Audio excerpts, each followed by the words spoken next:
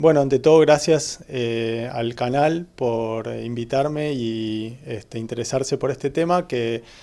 además de afectarme en lo personal, creo que afecta a todas las personas de la comunidad y a toda la gente que se siente a veces discriminada o que siente que quiere expresar su voz. Y los tribunales son un foro, un espacio donde poder expresar su voz frente a violaciones de esos derechos. Y en este caso yo soy abogado defensor de algunas personas de la comunidad mapuche huenuleo y del lonco Mauro Millán, que es una autoridad espiritual y política del pueblo mapuche. Estas personas fueron acusadas por la Fiscalía de Bariloche y por una persona de nombre Friedrich de haber ingresado a un espacio que ellos consideran que es propio y que Friedrich considera que lo adquirió por un boleto de compra y venta en septiembre del año 2019. En esa ocasión yo todavía no era abogado defensor, se les atribuyó el delito de usurpación por despojo. Hubieron incidentes en contra de las personas de la comunidad que recibieron lesiones y por ello intervino la Comisión Interamericana de Derechos Humanos para garantizar la protección de las personas allí existentes y hay todavía presencia policial. Pero el motivo de mi intervención fue argumentar que las familias que integran la comunidad y el lonco Millán ese día estaban ejerciendo una ocupación tradicional sobre un territorio que les corresponde, al que ellos pertenecen. Tanto es así que el Instituto Nacional de Asuntos Indígenas y el Consejo de Desarrollo de las Comunidades Indígenas ya en el año 2010 y 2011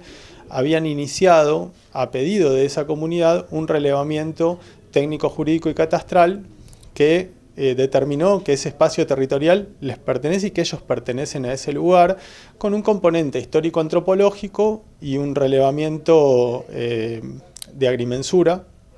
y un estudio de los antecedentes jurídicos. Y establecían que en ese espacio existían lugares ceremoniales, justamente.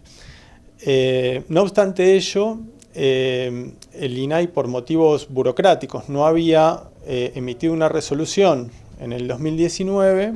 por lo cual la comunidad insistió que emitan esa resolución. Interín se había pedido el desalojo cautelar de la comunidad, que lo había ordenado el juez Pichetto, y la comunidad lo fue impugnando, y mi intervención comienza en el año 2020, en una audiencia en la cual se pide que se deje sin efecto esa orden de desalojo, porque no había peligro en la demora, porque no había verosimilitud en el derecho de la persona que decía haber adquirido los derechos, mediante una investigación que realicé junto con el doctor Matías Schraer, que es apoderado de la comunidad, que está en San Carlos de Bariloche, y con quien requerimos al INAI que emita esa resolución, atento, digamos, la situación de confusión y de zozobra que estaban viviendo las familias y las personas de la comunidad y las autoridades del pueblo mapuche. El INAI emitió una resolución, la 90-2020, en septiembre del año 2020. Y la pandemia. En esa audiencia, que es mi primera intervención, mi segunda intervención, la primera fue ante el Tribunal de Impugnación, se pide el sobreseimiento de los integrantes de la comunidad que están bajo investigación penal por dos causales. Una es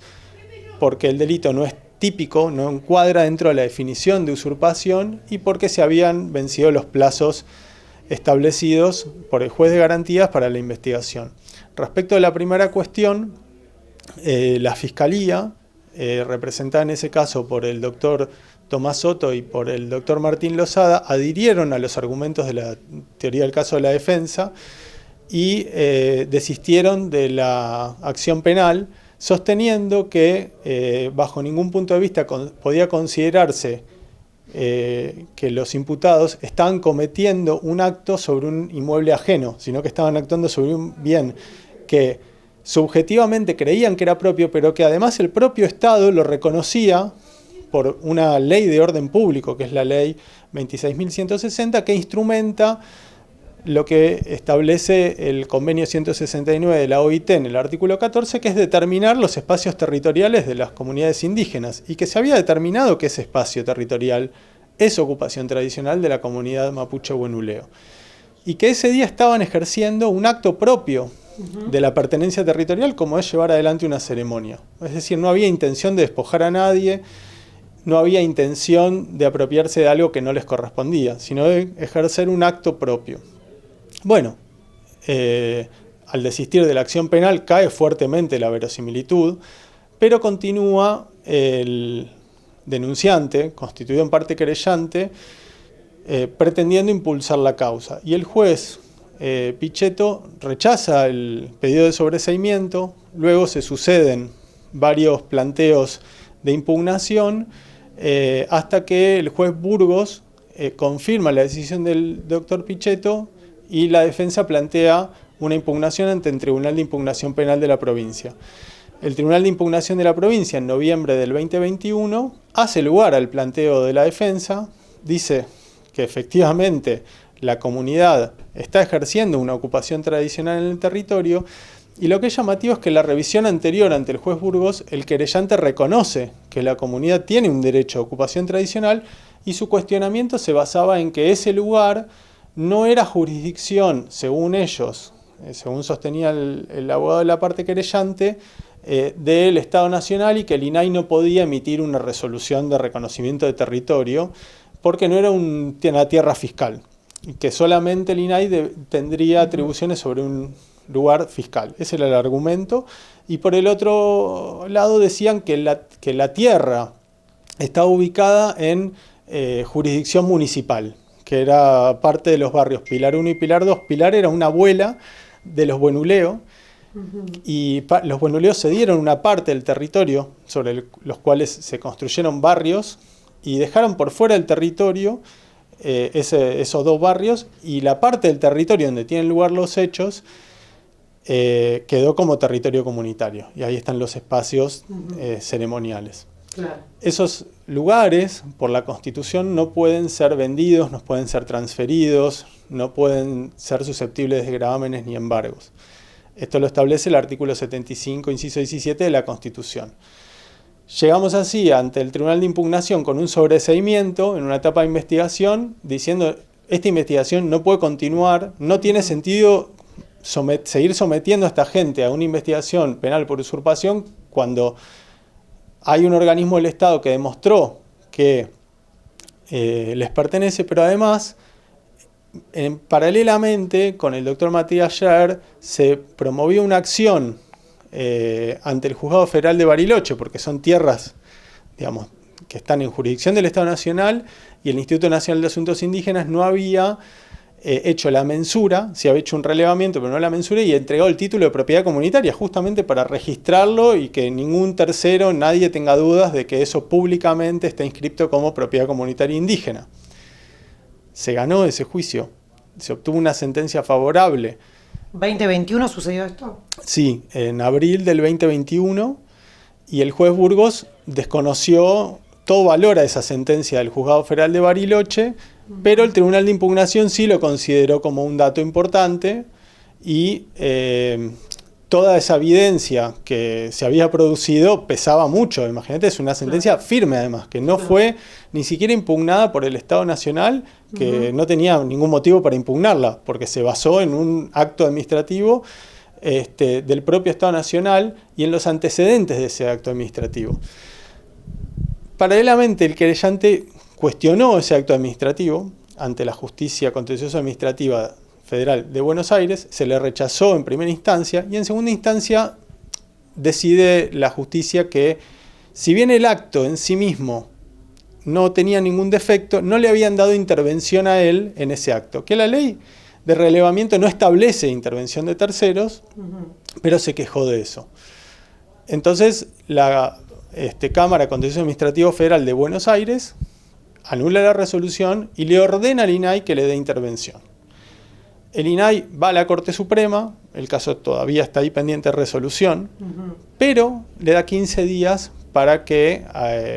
cumpliendo la orden, para que intervenga y opine. Y en esa intervención le dice todo lo demás que yo dije, ese reconocimiento del territorio, que es parte de la comunidad Buenuleo, se mantiene vigente. O sea, yo no altero todo el relevamiento, lo confirmo. Ante el Superior Tribunal de Justicia, las partes expresamos esto, que hay una diferencia étnica y cultural que declararon los constituyentes y que la posesión comunitaria que ejerce la comunidad no puede ser considerada una vía de hecho, no puede ser considerada como una violación a una tenencia o una ocupación ajena, porque las personas indígenas se sienten parte de un territorio y no considerarlo así es discriminarlos negativamente de manera indirecta por el resultado. Esta discriminación racial indirecta había sido ya introducida para recusar al juez Pichetto en su momento, que la receptó favorablemente, diciendo, si bien no comparto los argumentos, me aparto porque entiendo que los justiciables temen por mi posicionamiento ideológico en la sentencia, que yo no pueda ser imparcial. El juez Burgos también fue recusado por la misma causal, la rechazó,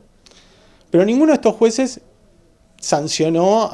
ni a la comunidad por haber planteado su temor de parcialidad, por temor de discriminación racial indirecta, ni a los abogados que la introdujimos.